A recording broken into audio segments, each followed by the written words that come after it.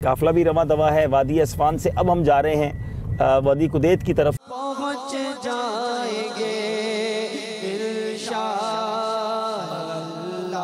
Medina. क्योंकि चूँकि रेगिस्तानी एरिया है तो कुछ इलाकों में रेत के तूफान चलते हैं। तो अभी बोर्ड आया है तो अल्लाह खैर करे। मदीने का सफ़र है।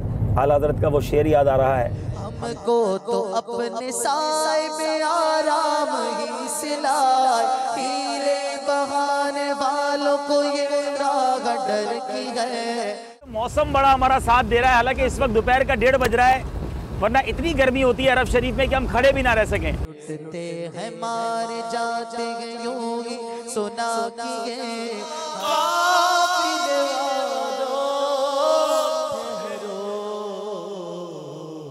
नियत कर लेते हैं सैयदतुना अबू माबद और उम्मे माबद रदी अल्लाह ताला अन्हा के इसारे सवाब के लिए। हमें फिर सोए कफस जाने दो।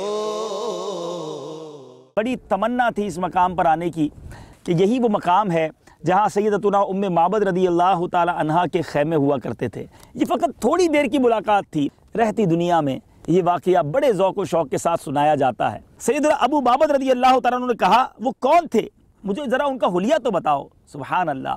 बाद में ये दोनों मुसलमान हुए। सल्लू अलल हबीब सल्लल्लाहु तआला अला मुहम्मद। मुझे अपनी और सारी दुनिया के लोगों की इस्लाह की कोशिश करनी है इंशाअल्लाह।